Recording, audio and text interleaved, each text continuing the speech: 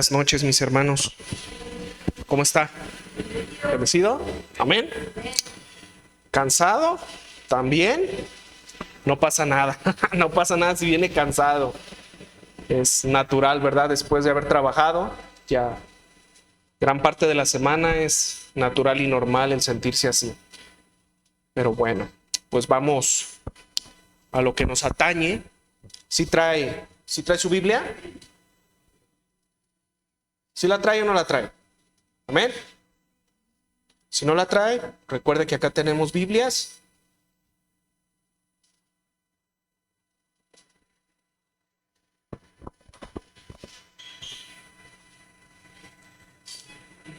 Acompáñeme allí en su Biblia al Evangelio, de Mateo, en el capítulo 27, gracias mi hermano, en el capítulo 27 del versículo 1 al versículo 10. Acompáñeme ahí, por favor.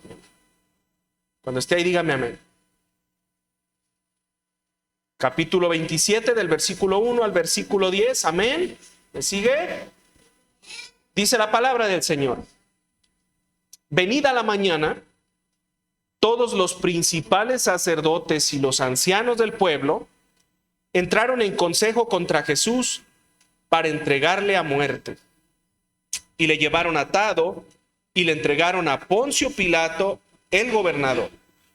Entonces Judas, el que le había entregado, viendo que era condenado, devolvió arrepentido las 30 piezas de plata a los principales sacerdotes y a los ancianos, diciendo: yo he pecado entregando sangre inocente. Mas ellos dijeron: ¿qué nos importa a nosotros? Allá tú. Y arrojando las piezas de plata en el templo, salió y fue y se ahorcó. Los principales sacerdotes, tomando las piezas de plata, dijeron: no es lícito echarlas en el tesoro de las ofrendas, porque es precio de sangre. Y después de consultar, compraron con ellas el campo del alfarero para sepultura de los extranjeros, por lo cual aquel campo se llama hasta el día de hoy campo de sangre. Así se cumplió lo dicho por el profeta Jeremías cuando dijo: y tomaron las 30 piezas de plata, precio del apreciado, según precio puesto por los hijos de Israel, y las dieron para el campo del alfarero, como me ordenó el Señor. Amén. Vamos a orar. Bendito Padre, bendito Señor, le damos gracias por esta tarde noche, Señor. Le damos gracias por su bondad, por su misericordia, Padre, por este tiempo hermoso que usted nos permite estar aquí reunidos. Yo le doy gracias, Señor, por esta congregación, por su iglesia, y le pido, Señor, que usted siga hablando a nuestras vidas, que usted siga, Señor, tocando esas fibras internas, Señor, de esa manera tan hermosa como usted lo hace, bendito Padre. Yo me pongo en sus manos y le pido, Señor, que usted me use, que yo pueda ser, Señor, ese puente, ese conducto, Señor, para hablar a esta congregación, Señor. Le doy muchas gracias en el nombre de su Hijo Jesucristo. Amén y amén. Bueno, mis hermanos, pues ya vamos adelantaditos en este estudio que estamos llevando del Evangelio de Mateo. Si usted se acuerda, la semana pasada estuvimos mirando sobre la negación de Pedro. ¿Sí se acuerda o no se acuerda? ¿Sí vino la semana pasada? La semana pasada miramos, ¿verdad?, sobre la negación de Pedro.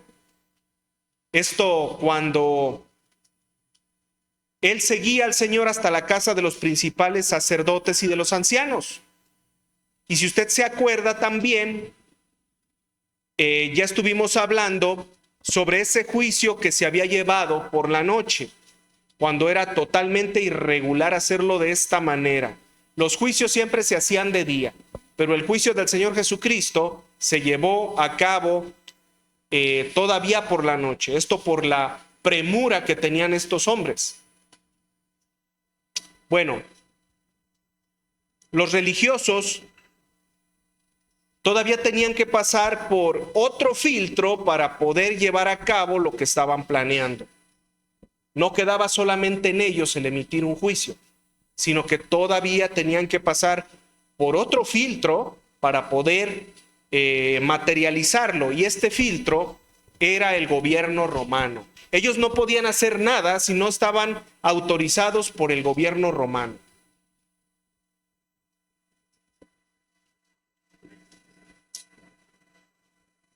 Por muy importantes y religiosos que fueran, no podían disponer de la vida de un hombre. No podían poner un castigo a un hombre.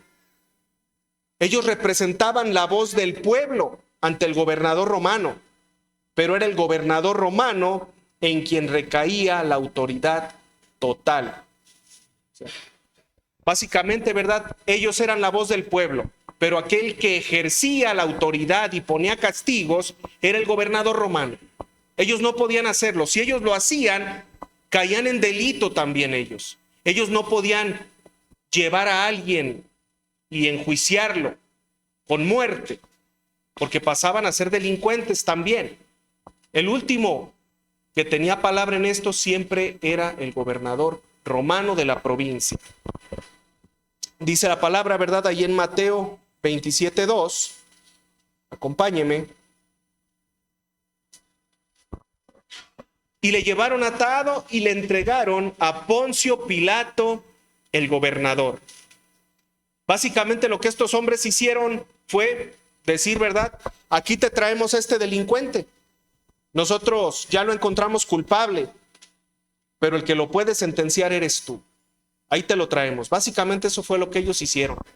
Llevarle a un delincuente para que él lo enjuiciara, para que él dictaminara una pena, un castigo. El gobernador romano tenía la capacidad no solamente de castigar, sino también de abstenerse si encontraba algo que perjudicara al imperio o que fuera una simple escaramuza. ¿Qué es lo que hacía el gobernador?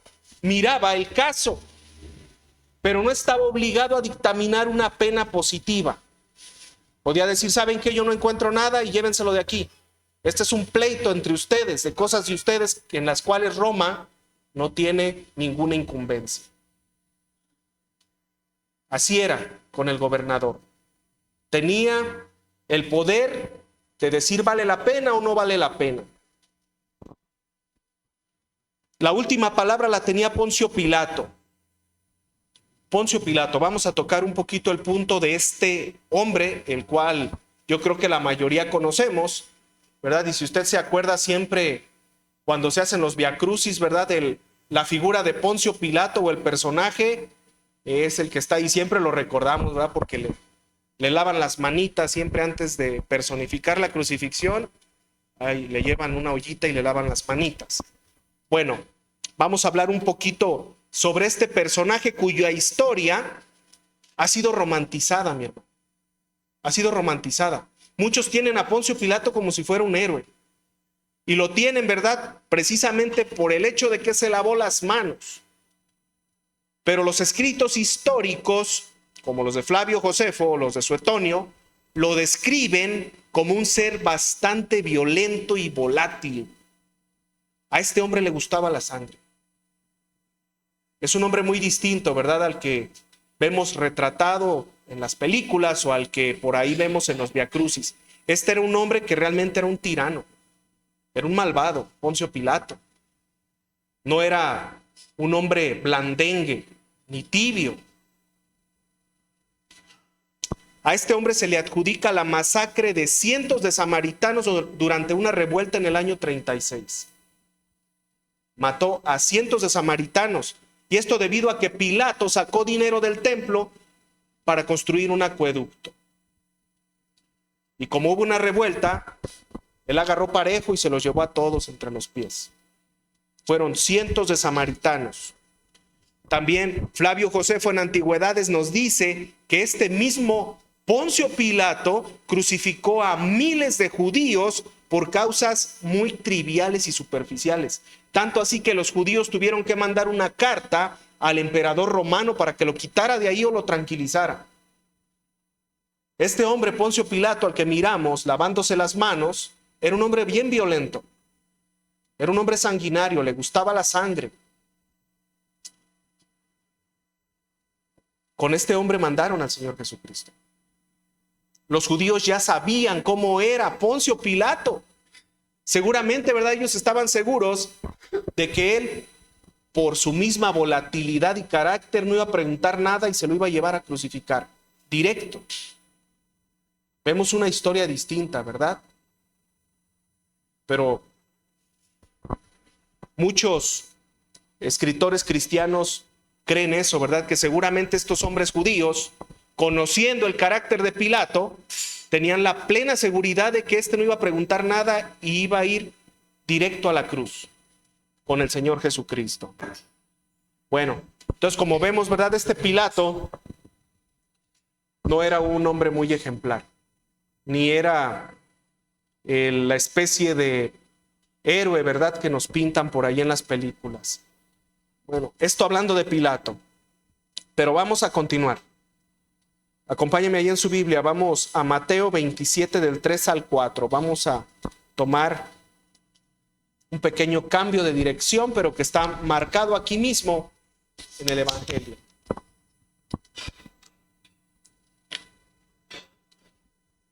¿Me puede bajar un poquito el volumen? Porque siento que está muy alto.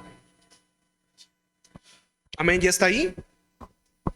Ahí en Mateo 27 del 3 al 5, ¿ya me sigue? Amén. Dice la palabra: entonces Judas, que le había entregado, viendo que era condenado, devolvió arrepentido las 30 piezas de plata a los principales sacerdotes y a los ancianos, diciendo: yo he pecado entregando sangre inocente. Mas ellos dijeron: ¿qué nos importa a nosotros? Allá tú. Y arrojando las piezas de plata en el templo, salió y fue y se ahorcó. Caemos en la historia del final de Judas, el traidor. La palabra nos dice, ¿verdad?, que este hombre, después de ver lo que estaba pasando, comprendió la magnitud de lo que había hecho. Cuando vio lo que estaba sucediendo, se estremeció, comprendió realmente lo que estaba sucediendo. La palabra nos dice, ahorita lo acabamos de leer, si se fija, la palabra nos dice que se arrepintió. Y es aquí donde debemos de poner atención, mi hermano, en el hecho de que la palabra nos dice que Judas se arrepintió. Nosotros conocemos la palabra de Dios y la palabra nos dice que Dios perdona a todo aquel que se arrepiente. Entonces, ¿qué fue lo que pasó con Judas? Si la palabra nos dice que se arrepintió, entonces, ¿podemos decir que Judas fue perdonado o que Judas es salvo? Si se fija, ¿verdad? Si lo tomamos de manera superficial, podemos caer en una especie de contradicción o pensar que la palabra se contradice. Porque la palabra dice que Judas se arrepintió. Para poder entenderlo, ¿verdad? Tenemos que ir a la raíz de los vocablos. La palabra arrepentir que utilizamos en esta parte de la escritura es un vocablo griego. El vocablo griego metamelomai, así como me escucha, ¿verdad? En griego, metamelomai, que significa preocuparse por algo o lamentarse por algo. Acompáñeme a Hechos 13:24.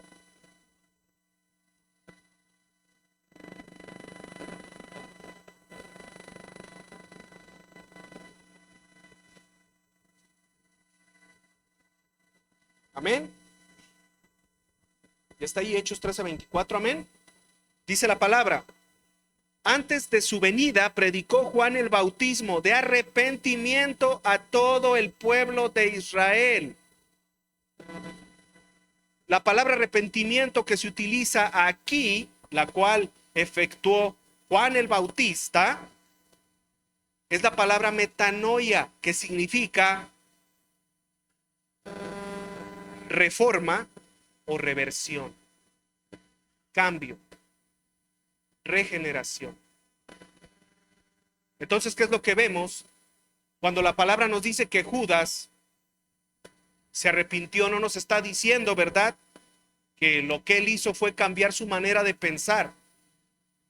Ese proceso por el cual pasó Judas fue un proceso de remordimiento por lo que estaba mirando, pero realmente no estaba arrepentido.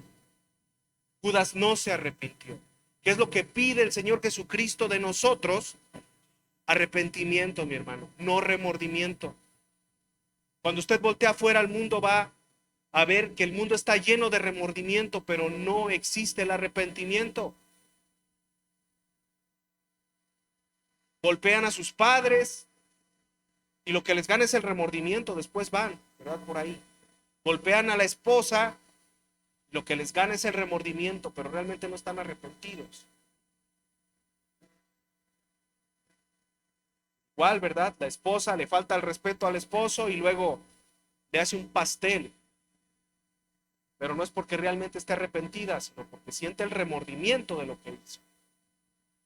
Bueno, pues lo que estaba en el corazón, lo que había en el corazón de Judas y pasaba por su mente, era remordimiento, no arrepentimiento. No lo que el Señor reclama de sus hijos, de sus discípulos. Entonces, cuando caigamos aquí y nos preguntemos, ¿verdad? ¿Por qué la palabra dice que Judas se arrepintió? Entonces, ¿por qué la gracia no fue efectiva en Judas? Bueno, no fue efectiva porque Judas no estaba arrepentido. Solamente estaba pasando por una laguna profunda de remordimiento. Pero su corazón no había cambiado en lo más mínimo. ¿Se fija cómo hay una gran diferencia? Entonces yo le digo, mi hermano, me pregunto a mí mismo y le pregunto a usted, ¿qué de lo que hacemos lo hacemos por remordimiento?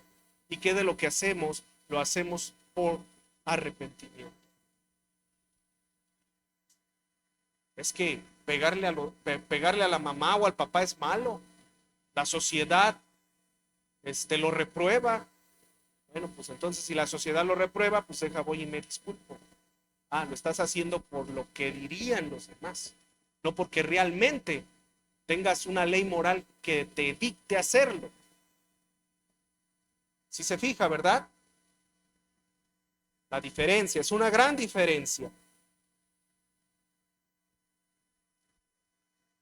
Vamos a regresar a Mateo 27 del 4 al 5. España.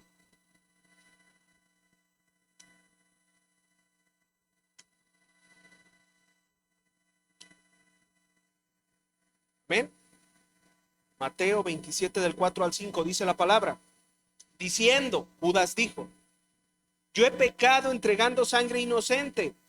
Mas ellos dijeron, ¿qué nos importa a nosotros? Allá tú. Nomás imagínenselos. Imagínense esa escena. Y arrojando las piezas de plata en el templo, salió y fue y se ahorcó.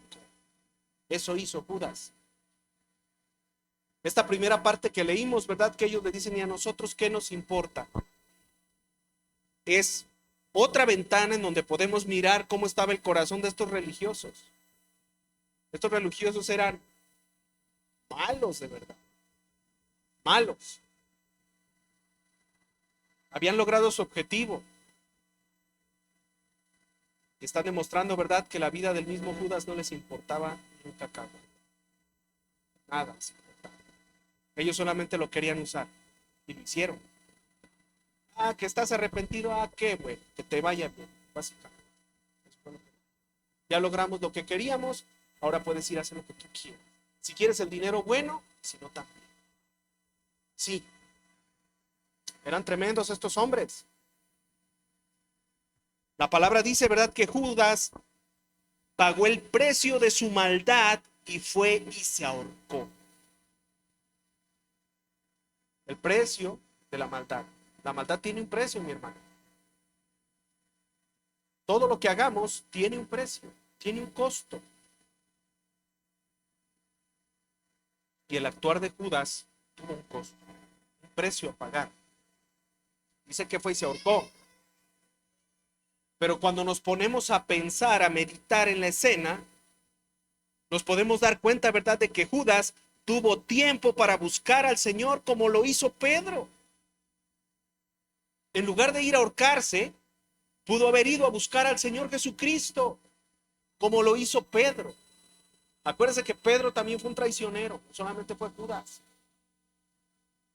Pero mientras que Pedro se apachurró, se arrepintió con todo su corazón y fue detrás del Señor. Vemos el caso contrario de Judas, ¿verdad? Teniendo el tiempo para ir y arrodillarse y pedir perdón de manera sincera, no lo hizo. Prefirió la soga, prefirió la muerte. ¿Sabe por qué? Porque realmente no estaba. Esa es la gran diferencia entre Pedro y Judas. Los dos fueron traicioneros.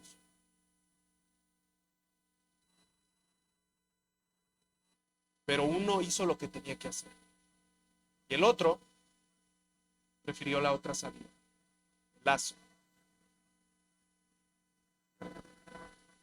Entonces, mi hermano, lo hemos hablado, ¿verdad? Todas estas semanas, a lo largo de las prédicas, lo ha hablado mi hermano, lo ha hablado un servidor. Todos en algún momento de nuestra vida hemos traicionado al Señor. Quizás lo estamos haciendo, quizás lo vamos a hacer. Pero ¿qué es lo que tenemos que hacer? Ir delante del Señor. Doblegarnos delante de Él. Este tema, si usted se fija, es similar a lo que muchas veces predicamos en la cena del Señor. Cuando mi hermano nos lo ha dicho de manera reiterada, que cuando sea que se celebre la cena del Señor, no diga no voy a ir o no voy a participar porque la verdad es que soy muy malo, mejor me voy a retirar. No, mi hermano, lo que tenemos que hacer es llevar esas situaciones delante del Señor y arrepentirnos y doblar rodilla. ¿Usted cree que el Señor no conoce nuestras maldades? Sí las conoce. No cree que porque usted no se las dice, el Señor no sabe lo que hay en su corazón. Muchos hermanos, ¿verdad?, se niegan a tomar la cena del Señor porque piensan que son demasiado traidores. Y prefieren alejarse como lo hizo Judas. Cuando lo correcto es llevar todas esas situaciones delante del Señor. Y que ese no sea un limitante para tener una comunión con Él. Hacerlo como lo hizo Pedro. Hay una gran diferencia. Entonces no crea, ¿verdad? No crea que porque quizás ahorita está usted caminando de manera lineal, un día no puede traicionar al Señor. Pero ¿qué es lo que tiene que hacer? Llevar esa situación. Su palabra dice que sus misericordias son nuevas cada mañana.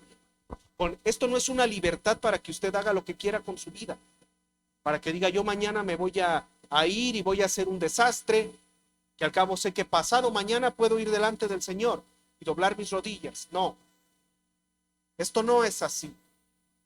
Pero ciertamente estamos expuestos a equivocarnos y estamos expuestos aún a traicionar al Señor. Aquí el punto medular, el punto importante es ¿qué vamos a hacer después? ¿Como hizo Judas o como hizo Pedro? Entonces Judas tuvo tiempo de arrepentirse, sí lo tuvo. Sí lo tuvo. Pero él decidió el otro camino. ¿Por qué? Porque realmente no estaba arrepentido. No estaba arrepentido, ¿no? Vamos a continuar. Acompáñenme. Mateo, ¿dónde continuamos? ¿Dónde seguimos, perdón? Mateo 27 del 6 al 8. Usted dígame amén.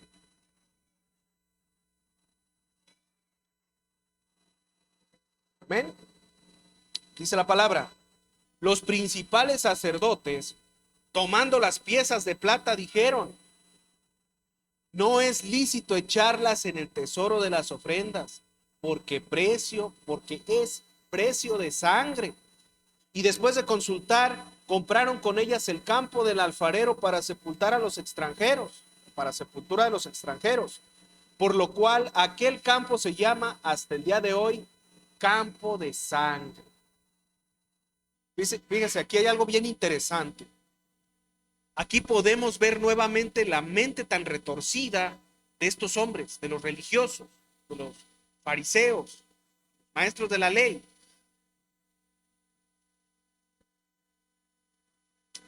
Ellos decían, ¿verdad?, que no era lícito regresar las monedas de plata, las ofrendas, el tesoro. No es lícito porque es precio de sangre. No es lícito hacerlo. Mas, sin embargo, ¿verdad?, no tuvieron escrúpulos para pagar esas mismas monedas porque asesinaran a un justo y a un inocente. Eran unos hipócritas. No vamos a regresar esas monedas porque es precio de sangre, pero el precio de sangre lo pagaron ellos. El delito nació de ellos. Y decía, no, esas monedas no, porque están manchadas, pues las mancharon ustedes. Así actúan los hipócritas. Los hipócritas juzgan a los demás. Juzgan a los demás. Aun cuando ellos traen situaciones más graves y ofensas más graves. Y el Señor se opone a los hipócritas. Lo hemos dicho varias veces, ¿verdad? Nosotros no estamos aquí para juzgar a nadie. Nadie. El único que puede juzgar es el Señor. Estos hombres, ¿verdad?, eran tremendos. Buscaban tapar las apariencias, porque eso era lo que querían hacer cuando decían, ya no regresemos el dinero. Tapar las apariencias. ¿Cómo se vería que nosotros regresemos esas monedas? Se vería mal. Las mismas monedas que nosotros pagamos porque mataran a un justo. ¿Se fija qué tremendos eran? Estaban bien retorcidos. Eran malvados estos hombres, de verdad. Ya lo dijimos, ¿verdad?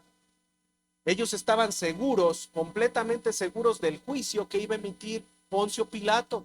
Sabían que era un tirano, sabían que era un sanguinario. Ellos no daban paso sin guarache. Todo lo tenían calculado. Tenían el veredicto del juicio antes de que el juicio siquiera comenzara. Si eran ellos. Hipócritas. Vamos a continuar. Vamos a Mateo 27 del 9 al 10.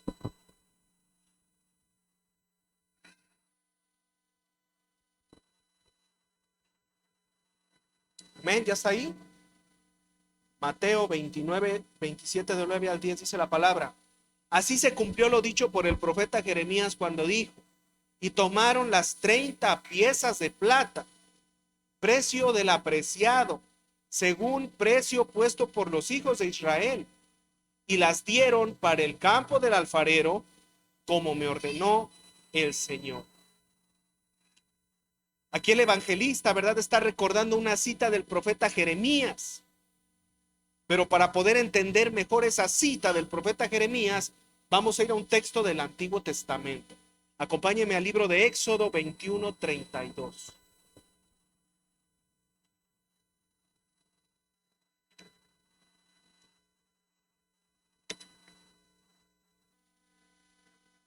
Amén. ¿Ya está ahí? ¿Me sigue? Amén, amén. Fíjense lo que dice la palabra. Si el buey acorneare a un siervo o una sierva, pagará su dueño 30 siclos de plata y el buey será apedreado. 30 siclos de plata, 30 monedas de plata por la pérdida de ¿quién? De un siervo o una sierva. Ahí no está hablando del animalito, ¿verdad? Ahí está hablando del esclavo. Eso era lo que costaba la muerte de un esclavo, mi hermano, 30 monedas de plata. ¿Qué es lo que está diciendo ahí, verdad? Que cuando un animal matara a un esclavo, el dueño del animal, ¿qué era lo que tenía que hacer? Pagarle 30 monedas de plata y tenía que morir. Pero el costo de ese esclavo eran 30 monedas de plata. No es ninguna coincidencia que eso se hubiera pagado por el Señor Jesucristo. 30 monedas de plata. El valor que estos hombres le dieron al Señor fue el valor más bajo que podían encontrar. Más bajo. El valor más bajo asignado por la vida del escalón más bajo de su sociedad. Un esclavo. El rango más bajo. No había para él, no había nada más. Y eso fue lo que pagaron por el Señor. Y volvemos a ver que Judas fue solamente un instrumento para que la voluntad del Señor se llevara a cabo. Judas fue solo un instrumento. Vemos, ¿verdad?, que él actuó con maldad. Pero Dios nos demuestra que él utiliza hasta la maldad del hombre para cumplir su propósito, que es perfecto.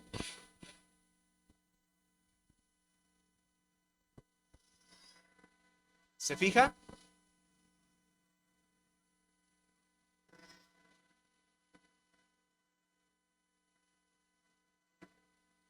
Lo hecho por Judas, mi hermano,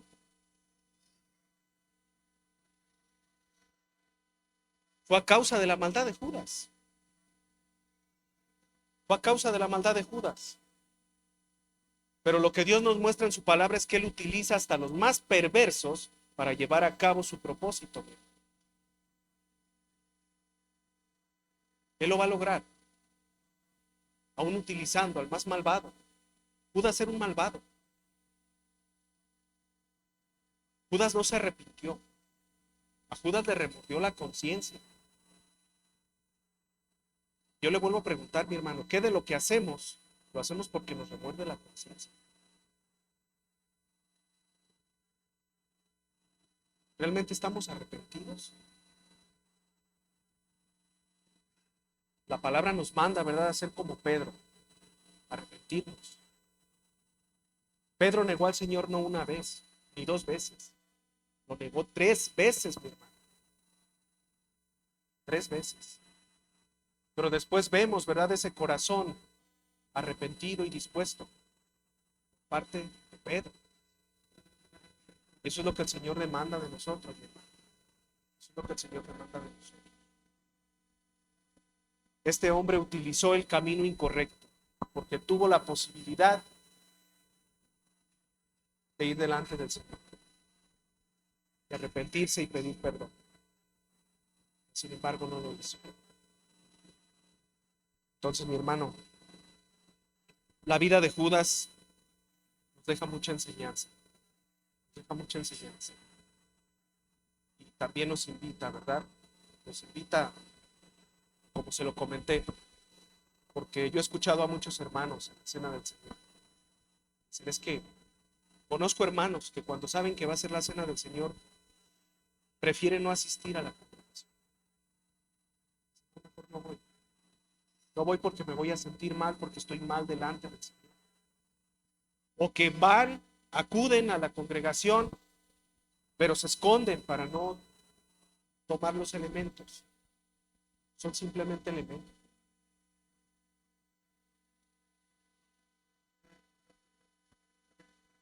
El Señor lo que nos pide, ¿verdad?, es llevar delante de Él nuestras situaciones.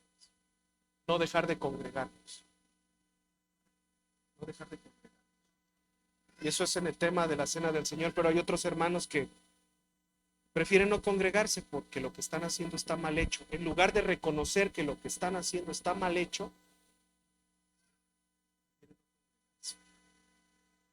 eso es una llamada de atención también para nosotros. No caer en esta situación. No caer en esta situación. ¿Ven? Entonces, se fija, es interesante, ¿verdad? Es interesante tanto lo que vemos aquí con la vida de Poncio Pilato, el cual está bastante romantizado, bastante romantizado. Lo vemos en las películas y creemos como que fue un héroe, ¿verdad? Porque es que él no quería, realmente él no quería crucificar al Señor Jesucristo. Se lavó las manos, sí lo hizo, pero ese hombre era un tirano, era un malvado. La historia escrita, ¿verdad?, nos habla de que ese hombre mató a muchísimos. Entonces, no es ningún superhéroe, es un tirano, igual que los sacerdotes y los maestros de la ley. Pues bueno, aquí nos vamos a detener. Amén. Ya continuamos. Continuamos la siguiente semana. Continúa mi hermano. Vamos a orar. Bendito Señor, le doy gracias por esta noche, Señor. Le doy gracias por su palabra. Yo le pido, Señor, que usted nos ayude, Señor. Que usted nos ayude. Porque muchas veces, ciertamente, Señor, somos como Judas. Preferimos alejarnos, Señor. Preferimos voltear la mirada antes de aceptar nuestros errores, nuestras situaciones y nuestras faltas, Señor. Preferimos dejar de congregarnos, preferimos dejar de leer su palabra, Señor, porque nos duele lo que leemos, nos duele lo que se nos dice en las prédicas. Preferimos alejarnos en lugar de aceptar nuestra situación e ir delante de usted y pedirle perdón, Señor, y que nos ayude a cambiar nuestras vidas. Yo le pido, Señor, que usted nos ayude a no caer en esto, Señor, que así como Pedro lo negó 3 veces, Señor, y así como Judas lo traicionó, quizás nosotros un día lo vamos a negar, Señor, más de 3 veces. Vamos a traicionar. Pero yo le pido, Señor, que en ese momento no tengamos la actitud, Señor, de este hombre traicionero. Yo se lo pido, Señor, por su iglesia, Señor, por cada hermano, Señor, por esta congregación, por mis hermanos que no están presentes. Deja, Señor,